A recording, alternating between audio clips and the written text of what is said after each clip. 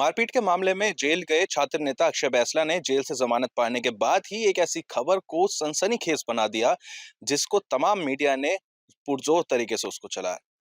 मामला था नीले ड्रम से जुड़ा हुआ, यानी कि सौरभ राजपूत हत्याकांड, जिसको लेकर मुस्कान और साहिल मेरठ जेल के अंदर फिलहाल सजा काट रहे हैं।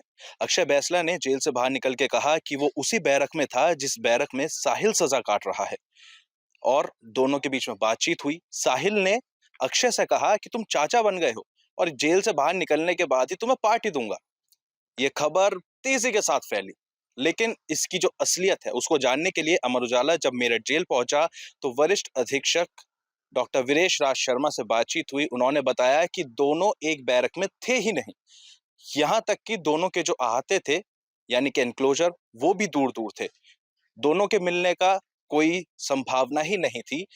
बातचीत का हो सकता है कि शायद कहीं से उड़ती हुई बात अक्षय बैसला के कानों तक पहुंच गई हो तो उसने ये वाली खबर आगे फैला दी हो, लेकिन दोनों अलग अलग बैरक में थे, दोनों के बीच में कोई मुलाकात नहीं हुई, किसी भी तरीके का मेल मिलाप दोनों के बीच में नहीं हुआ। ऐसे में जो ये तथ्य हैं अक्षय बैसला के, वो पूरी तरीके से झूठे पाए गए और जो फिलहाल जेल एडमिनिस्ट्रेशन है उनका कहना यह है कि जेल की प्राइवेसी को बाहर एनक्लोज करने के लिए तमाम जो है आगे एक्शन भी लिए जा सकते हैं, लेकिन दोनों फिलहाल सेम बैरक में नहीं थे। बहरहाल अक्षय बैसला टीआरपी के लिए ये सारे काम कर रहे हैं, ऐसा वरिष्ठ अधीक्षक डॉक्टर वीरेश राज शर्मा का कहना है। लेकिन जो ये टॉपिक था वो मुझे लगता है कि शायद अब कहीं ना कहीं यहीं पर ही खत्म हो गया है और अक्षय बैसला जो छात्र नेता है अपने आप की टीआरपी पाने के लिए हो सकता है कि शायद वो ये सारी चीजें आगे अपने बयान देता चला जा रहा है। नाम क्या आपका? मेरा नाम अक्षय बैसला और मैं चौधरी चरण सिंह यूनिवर्सिटी में छात्र हूँ। अक्षय, अभी आप जेल पहुंचे थे एक मामले में, वहाँ आपकी साहिल से मुलाकात हुई जो सौरभ राजपूत हत्याकांड का आरोपी है।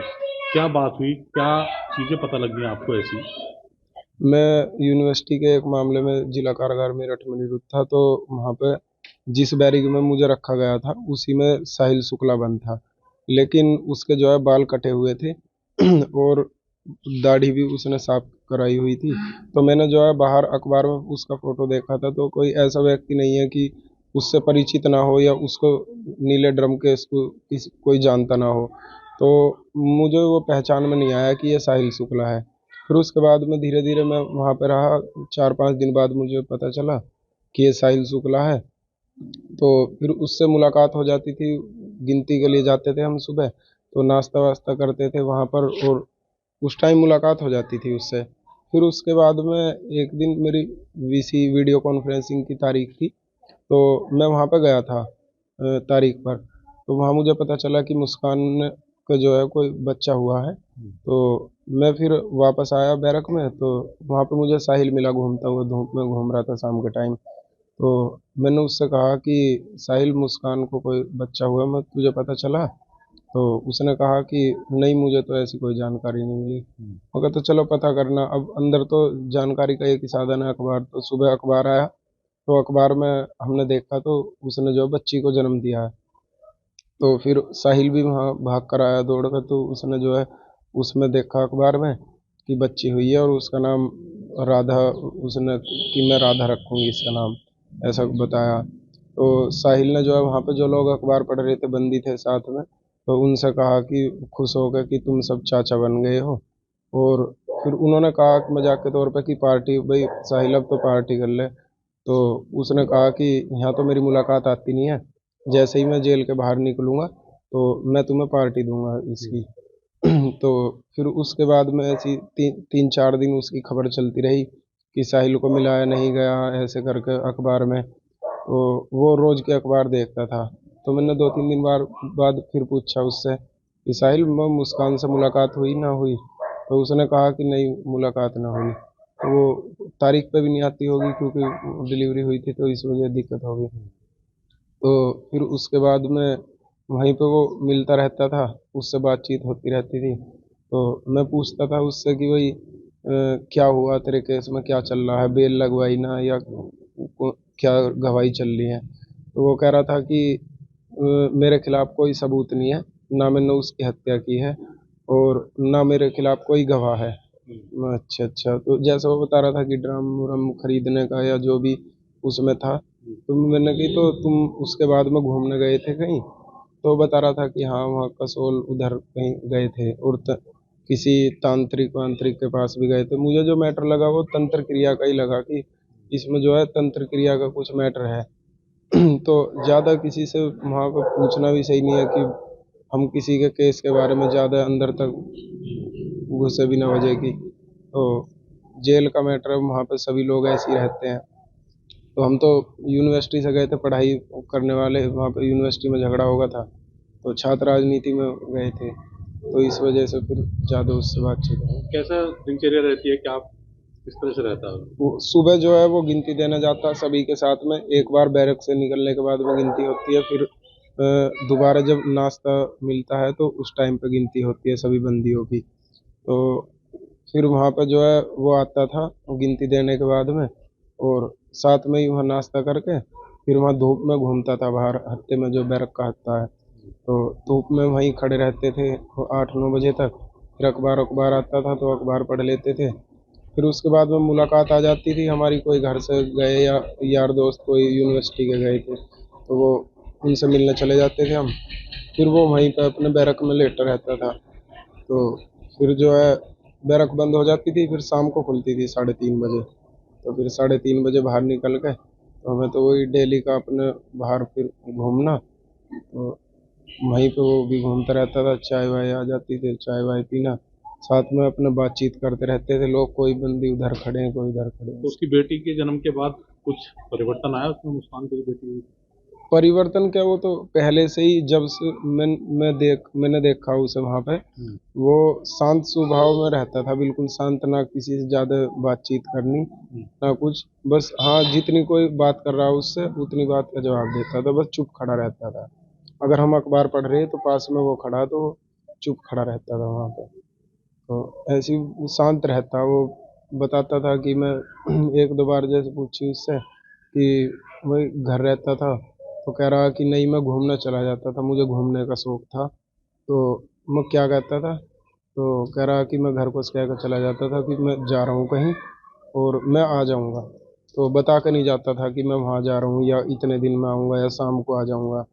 तो मैं अपने आप ही पहुँच जाता था 6 दिन में, 8-10 दिन में, जब भी मुझे वापसी आना होता था तो मैं वापसी घर आ जाता था, कोई मेरे से पूछता नहीं था कि वो कहाँ जा रहा था। तो मैं अलग कमरे में रहता था बिल्कुल घर, और मेरा अलग कमरा था, ना मेरे कमरे में कोई आता था ना ही जाता था। मुस्कान से मिलने की इच्छा रखता था साहिल? हाँ मुस्कान से मिलने की इच्छा रखता था पहले, जब अभी तो उस प्रेग्नेंट थी मुस्कान, तो हमारे सामने तो उसकी मुलाकात हुई नहीं, और उसके बाद में बच्ची हुई तो इस वजह से मिल नहीं पाई, लेकिन वहाँ संडे के दिन मुलाकात हो जाती है उनकी, जो बंद रहते हैं अंदर महिलाओं की और पुरुषों की आपस में, जो मिलना चाहते हैं वो केसवार है आपस में, तो मिल लेते हैं वो। तो वहाँ पता चला कि मिले थे पहले 2-4 बार, तो अब तो मेरे सामने तो मिले नहीं थे। सर, एक अक्षय बैसला नाम का एक छात्र नेता है जो यहाँ पे जेल अभी रहकर गया है, जिसकी जमानत हुई है। बाहर ऐसी चर्चा है कि वो बता रहा है कि साहिल की बैरक में ही वो यहाँ पे कैद था और दोनों के बीच में बातचीत हुआ करती थी और साहिल ने उससे कहा है कि अब तुम चाचा बन गए, बाहर निकल के तुम्हें दावत देंगे। किस हद तक उसके ये जो तथ्य है वो ठीक है? देखिए, तथ्यों को जांचा गया, दोनों अलग-अलग बैरक में रहते थे तथा दोनों की बैरक का स्थान ऐसा है कि वो कारागार में मिलना भी संभव नहीं था तथा बाहर जाकर के कौन क्या करता है, किसे पार्टी देता है, किसे दावत देता है, इससे कारागार का कोई सरोकार नहीं है। हमारा मतलब है बंदी को कारागार में सुरक्षित रखना है, बंदी का स्वास्थ्य देखना है और बंदी को नियत तिथि पर कोर्ट में पेश करना है। बाहर के बारे में हम कोई टिप्पणी नहीं कर सकते हैं, लेकिन इस तरह की कोई बात है नहीं। अक्षय बैसला और ये जो साहिल है, क्या कभी जेल में आपस में मिले हैं? नहीं, हमारी जहाँ बंदी देखिए जेल में ग्रुप में रहते हैं, तो एक आते बैरक में होते हैं तब मिलना होता है उनका, लेकिन मुझे नहीं लगता कि जिस तरह से ये अलग-अलग बैरकों में रहे, मुझे नहीं लगता कि ये एक साथ रहे हैं। लेकिन फिर भी मैं कह सकता हूँ कि बंदी साथ में होते तो किसी भी तरह की बात कर सकते हैं। ये तो बाहर छूटेगा, तब जाएगा, तब पार्टी, ये तो कयास लगाने वाली बात है और बाहर कौन क्या करेगा, इसमें हमारा कोई अभिप्राय या दोनों लेना-देना नहीं। तहरीकों में कितना फ़र्क है दोनों की तहरीक में जो अलग-अलग हैं? दोनों के हाथे ही अलग हैं।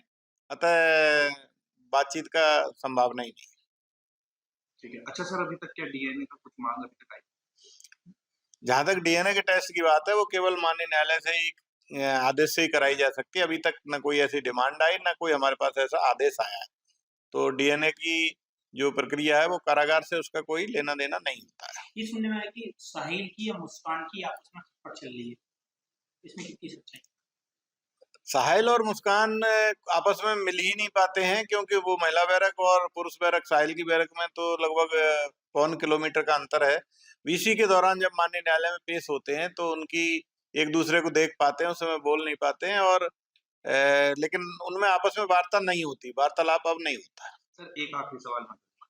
अक्षय बैसला का कहना था कि उसकी भी वीसी हुआ करती थी, क्या उसकी वीसी थी? देखिए, वीसी का ऐसा है कि जिन लोगों की चार्जशीट नहीं आती है उससे पहली बार तो जाना पड़ता है कोर्ट में, ताकि वारंट बनता है। उसके बाद 3 महीने तक जब तक चार्जशीट नहीं आती, वीसी से पेश सभी बंदी होते हैं, ये अनिवार्य कर दिया गया है। तो उसको भी निश्चित रूप से पेश किया जाता रहा होगा, लेकिन वीसी अलग-अलग बंदियों की अलग-अलग समय पर होती है और वो एक साथ वीसी रूम में नहीं रह सकते।